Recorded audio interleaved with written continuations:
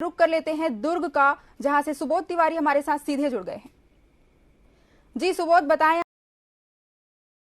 आज दिन भर कौन सी बड़ी खबरें हैं जो सुर्खियों में बने रहने वाली हैं?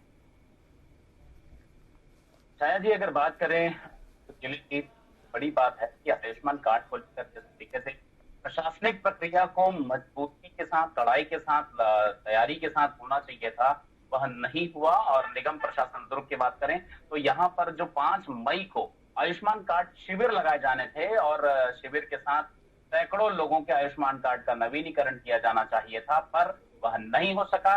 एक सबसे बड़ा लकुना दिख रहा है कि जो जो सिग्नल होते हैं, यानी कि जो माफ कीजिएगा, जिस तरीके से 6 तारीख को हालांकि 5 तारीख को होना था, मगर आधी अधूरी तैयारी की वजह से यह नहीं हो पाया और सर्वर डाउन एक सबसे बड़ी समस्या बनी।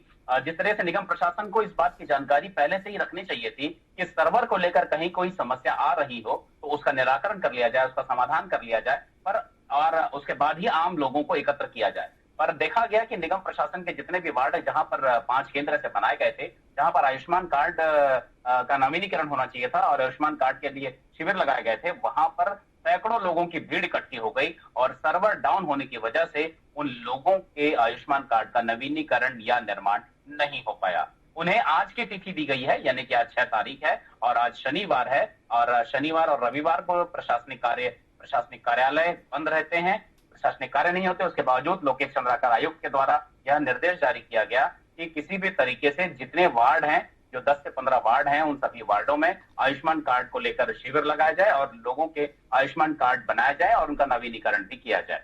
दूसरा बड़ा मसला है जिला रोजगार और प्रशिक्षण केंद्र का। फरवरी 2023 में लगभग 1,43,000 बेरोजगार युवा, यानी कि शिक्षित बेरोजगार युवाओं ने अपना पंजीयन कराया था, मगर जो कि एक मियाद होती है पंजीयन के बाद 1 से 2 साल के दरमियान उसे रिपीट उसको नवीनीकृत किया जाना चाहिए, मगर उन्होंने नहीं कराया। यही वजह रही कि जो 86,000 जो बेरोजगार युवक हैं, उन्हीं का ही नवीनीकरण हुआ है और बाकी युवा जो हैं, बाकी जो शिक्षित युवा हैं, शिक्षित बेरोजगार हुआ है, उनका नवीनीकरण रोजगार पंजीयन कार्यालय में नहीं हुआ।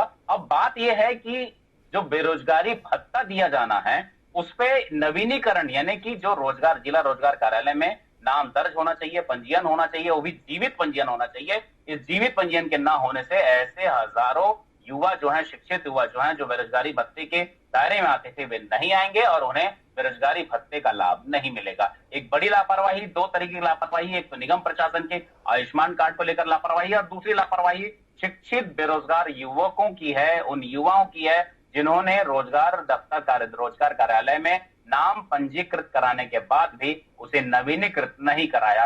इस कारण भी उन्हें बहुत सी शासकीय सेवाओं का, योजनाओं का लाभ नहीं मिल पाएगा। जो रोजगार कार्यालय में से जो रोजगार की सूची भी मिलती है, यानी कि किस विभाग में कितने पद खाली हैं और उसमें शिक्षित बेरोजगार युवक या युवतियां अप्लाई कर सकती हैं, वो नहीं कर पाएंगे।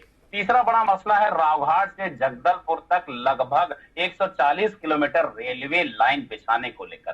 तो मैं आपको बता देना चाहूंगा शायद जी कि टीवी 24 ने पहले भी बस्तर के क्षेत्र से इस तरह की खबरों का प्रसारण किया है, जहां पर घुर नक्सली इलाके हैं, जहां बम फूटते रहते हैं, गोलियां चलते रहती हैं और हमारे जवान शहीद होते हैं। साथ ही नक्सली भी जो नक्सली हैं, वो भी ऐसे मोर्चों पर उन्हें मुंह की खानी पड़ती है। हमारे जो जवान हैं, जो सैन्य जवान हैं, वो उन्हें वापस बैरंग लौटा देते हैं और एक बड़ी कैजुअल्टी भी होती है। तो इस क्षेत्र में रेल विभाग के द्वारा रेल पाथ बिछाए जाने का काम जोर शोर से चल रहा है। अब एक तीसरा जो बजट है 500 करोड़ का, वो फिर से पास हो गया है रेल मंत्रालय के द्वारा। अब फिर से जो ताड़ोकी से लेकर जगदलपुर यानी कि रावघाट तक का जो इलाका है, वहां पर अब और द्रुत गति से यह रेल पटरियां बिछाने का काम शुरू हो जाएगा और जो चल रहा है उसमें और गति आ जाएगी। छाया जी। जी सुबोध, और वहीं बात करें मौसम की, तो किस प्रकार का मौसम आज दुर्ग संभाग में बना हुआ है? हालांकि मौसम वैज्ञानिकों का कहना है और ऐसी संभावना जताई जा रही है कि जो धूप है वो काफी तेज होगी, लेकिन बदली भी बीच बीच में छाती रहेगी। बावजूद इसके बदली छाने के बावजूद गर्मी काफी तेज पड़ रही है। सीधी तेज धूप लोगों को परेशान कर रही है। लोग पसीने से छाए में भी खड़े खड़े तरबतर हो रहे हैं और यही वजह है कि गर्मी के बढ़ने से और पिछले दिनों जो बारिश का मौसम गुजरा, इस बीच का जो संक्रमण काल रहा, यह काफी तकलीफदायक रहा। लेकिन अब ये कहा जा सकता है कि अब ये मई का महीना काफी गर्म रहेगा 3-4 दिनों बाद शायद। सुबोध, और वही बात कर ले कोरोना की, तो कोरोना के कितने केसेस अभी दुर्ग में देखे जा सकते हैं?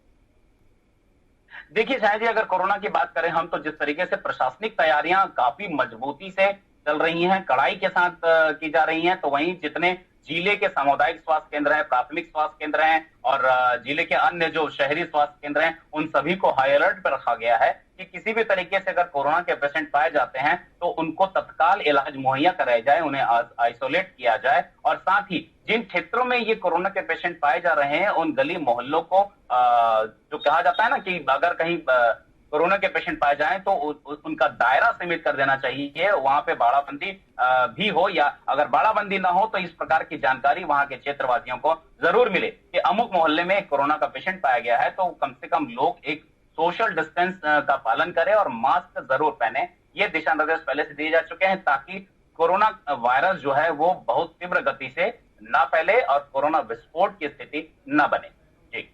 जी सुबोध, तमाम जानकारियों के लिए आपका बहुत धन्यवाद।